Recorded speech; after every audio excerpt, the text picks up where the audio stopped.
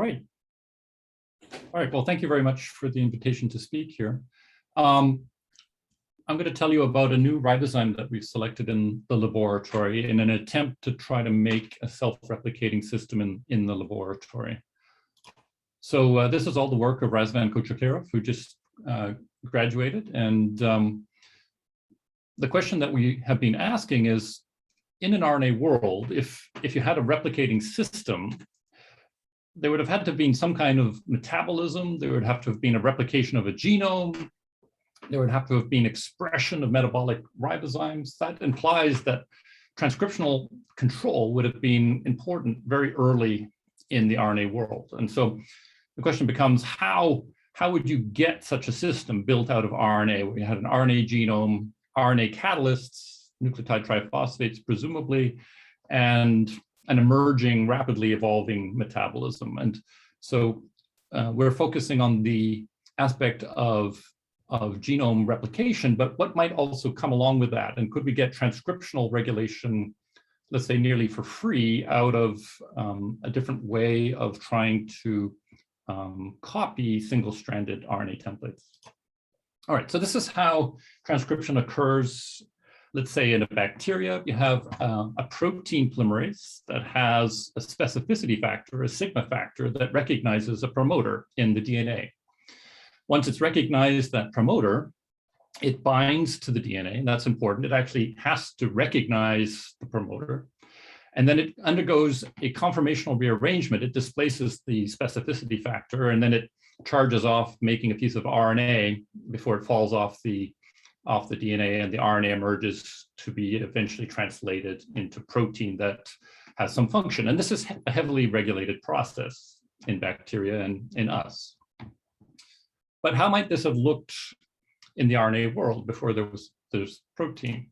So the idea that Razvan and I came up with was perhaps you could, maybe you could do all of those things effectively out of RNA and select this in the laboratory. So the idea is that you'd have an analogous specificity factor. Here it's made out of RNA that can recognize an RNA promoter and bind to it, just like a protein polymerase would bind to a DNA promoter. And that act of binding would trigger a rearrangement such that you could be in a closed form, topologically entraining this template, such that now the active site of the polymerase on average is in touch with the end of this primer, and it can extend it. And so that's what Razvan spent a large fraction of his PhD career actually finding in the laboratory. So to sort of sketch out the RNA world in a little bit more detail, there would have been these yellow ovals where you'd have an RNA genome, you'd have expressed ribozymes that would have presumably made NTPs from some simpler substrates, and those NTPs would have been copied into more RNA genomes. And then as evolution progressed, you evolve things like the ribosome that's now decorated with protein on the outside, and the expression of protein, which leads to the demise of that original replicase and the ultimate emergence of a more stable genome. All right, so an additional question that we think we can start to explore is how do complicated ribozymes actually emerge? And it's really quite interesting to see how that was done for the ribosome. So this is a study from Borkov in 2009, where they're really trying to understand what the progenitor ribosome looked like. It was a really simple domain. A duplication occurred that basically could bring two amino acids together. And you can analyze the structure of the ribosome in terms of a set of domains that are brought in sequentially until you get to the large protein-encrusted ribosome that we see today. And I could take you through this in detail, but this is a fascinating paper if you haven't read it. Right, so you start from a small minimal core and you build outwards in complexity to add functionality to the ribosome. So maybe this is the same for an RNA replicase. Maybe you could start with a simple core. In this case, and we're now completely in the laboratory, more than 20 years ago, Dave Bartel and Jack Shostak selected a ligase core. This ligase joins two pieces of nucleic acid together. And when I was a postdoc, we selected in Dave Bartel's lab, an accessory domain which positions nucleotide triphosphates with respect to a primer template such that it's a primitive polymerase. And what Razvan has selected is another third domain that interacts with these two domains to make it more processive still. So I'll just take you through this story. It involves in vitro selection that's being nicely introduced for the protein selections that we heard about at the start of this session, where you basically start with a pool of random sequences or mutated sequence. You design a selective step to get rid of the inactive molecules and keep the active ones. And then you amplify and mutate those retained molecules and feed it through the selection until you have the winning molecules come out. This was pioneered by Shostak, Gold, and Joyce last century, I suppose I can say fairly. Okay, so this is what the structure of the three-domain clamping polymerase looks like that Razvan has found. It has a new domain, this orange colored domain here, that serves to position the specificity primer at the 5' end of the ribosome.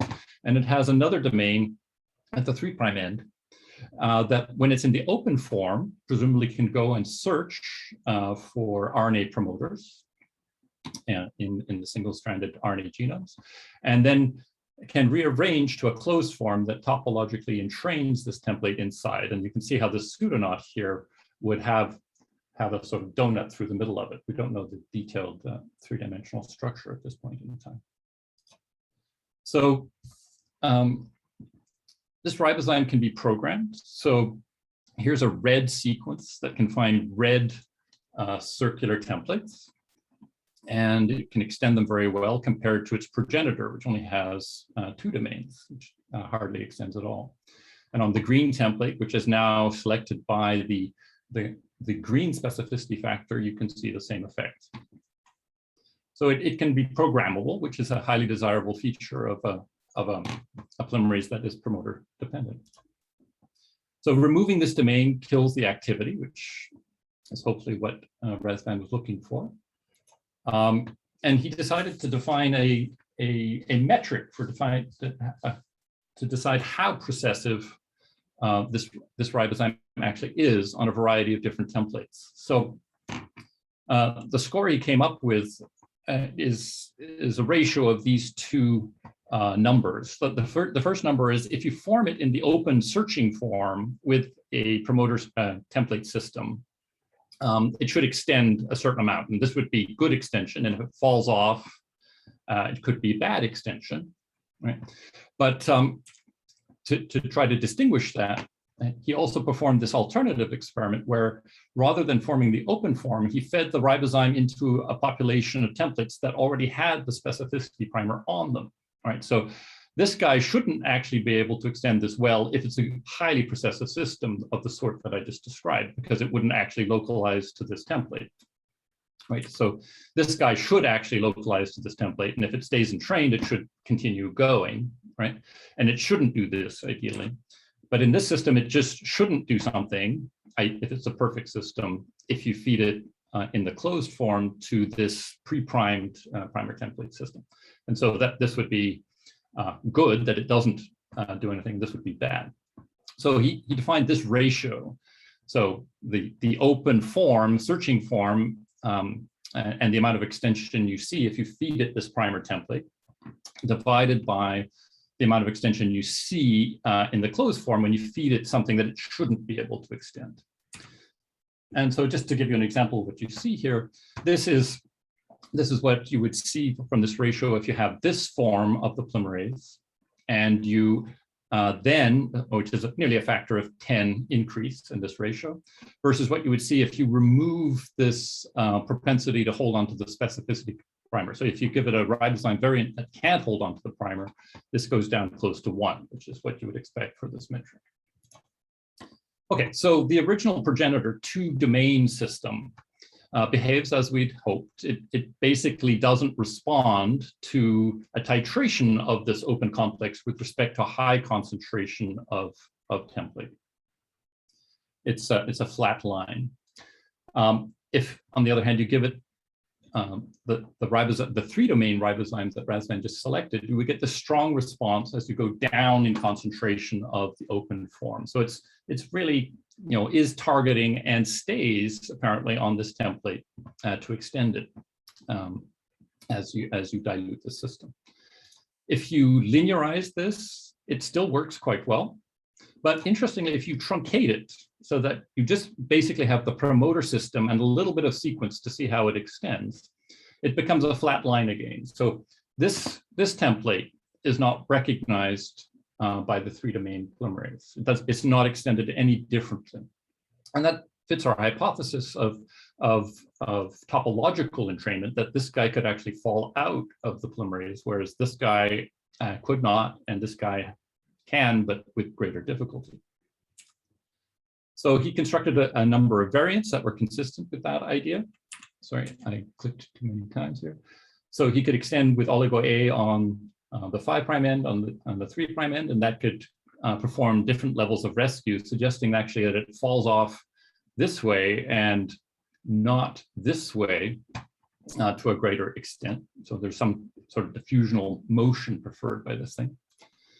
And then if you close this minimal substrate with oligo A, which is quite a featureless polymer, you can again rescue this processivity activity, so suggesting that the polymerase can stay retained on the template here, but not there.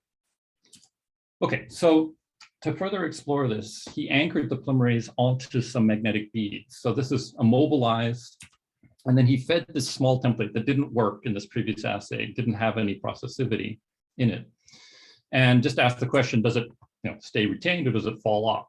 All right, so that's the question he's asking. And he does that by radial labeling this primer, and this would be the falling off state. If it stayed on, it would still be on the beads. And then just compared that to a variety of other templates. Here we'd speculated that it would stay on, right? So here there's the radial labeled primer, and if it actually topologically entrains, it would stay on here. And that's indeed what he found. This guy falls off, and a variety of other substrates that were actually showed this increased processivity stayed on the beads. So well correlated with the basic model. The next experiment he did is he took these circular templates and asked the question, can the polymerase actually find its way to 3' hydroxyls that are around this circle? So the first experiment was just to prime the system in the open form, add it to this template, and indeed it extends. This is a short time point of 4 hours. He then added a primer here and did exactly the same experiment. Now what happens is this polymerase actually starts here, as you can see, but it stops because it runs into the end of this primer. Okay, so it actually manages, well, it's seeing the presence of this primer. Now, if he radial labels this primer and doesn't radial label this one, you can see that this 3' hydroxyl is actually extended in that experiment.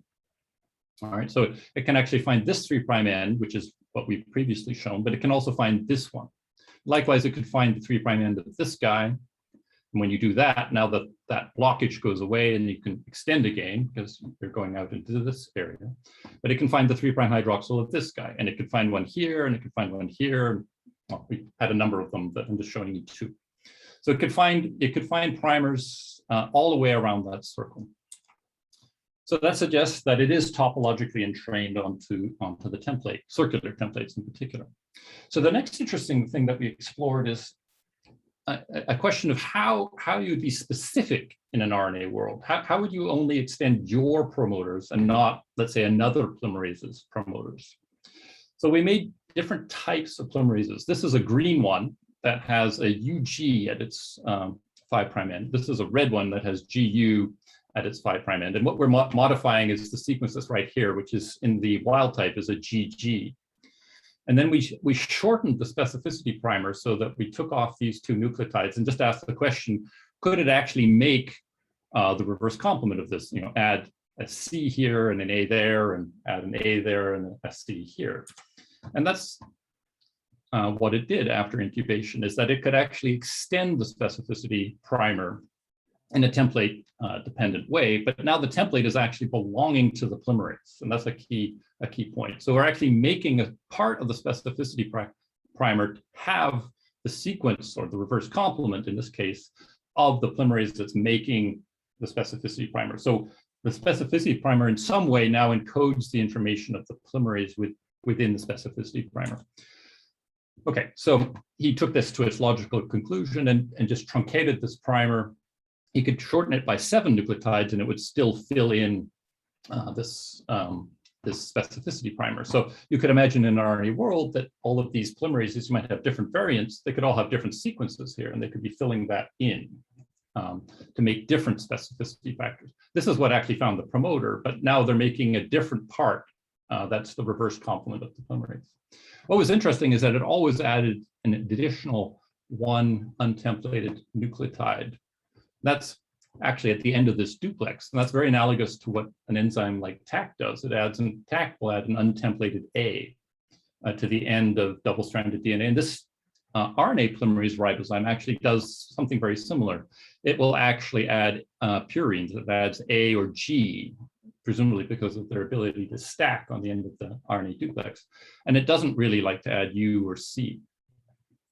And that was true for both of these variants that I just showed you.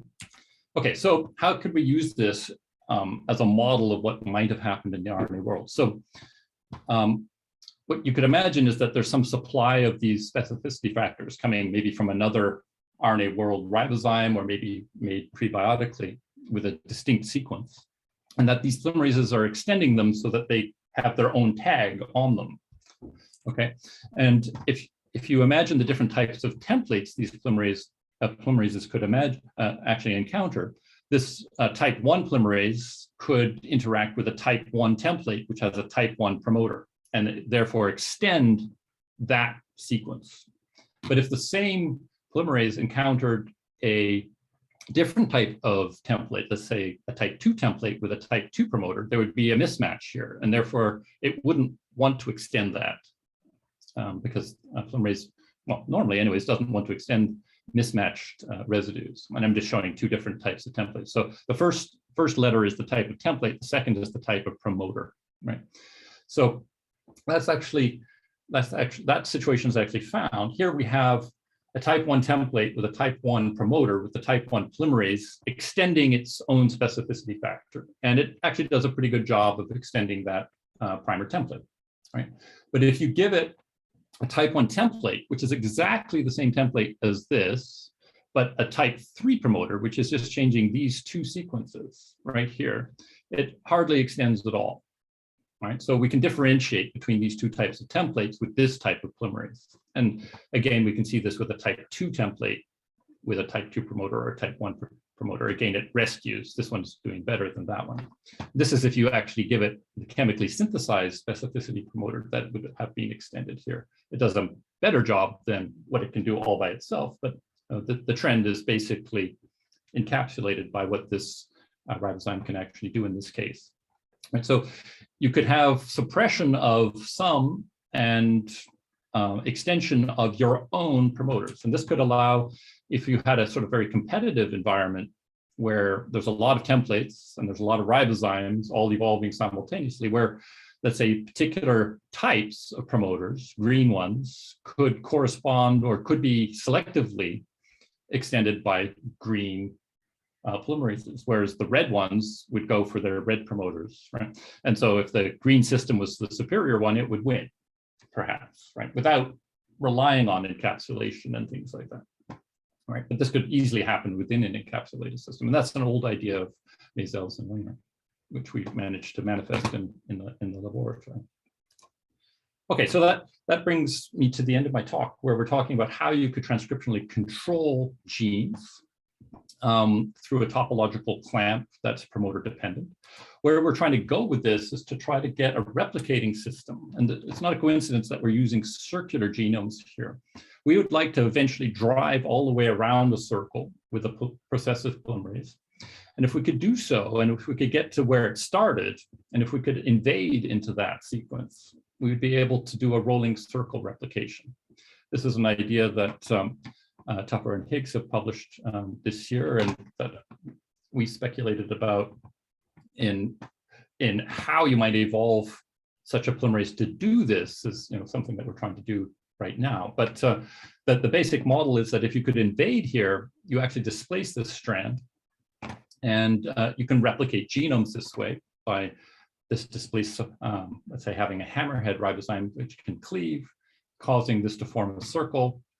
If this forms a circle and it has a promoter, you can drive around this one to make more of the red strand, right? So this one polymerase could drive around both and in this way make an evolving system. So what we're gunning for at the moment is strand displacement and increased processivity. So we're hoping that we can get a rolling circle model of replication going in the laboratory. So with that, I'd like to very much thank you for your attention and for Razvan for his time in the lab. This is some art that he made last Halloween. He's also a fairly talented sculptor of pumpkins. So thank you very much for your time.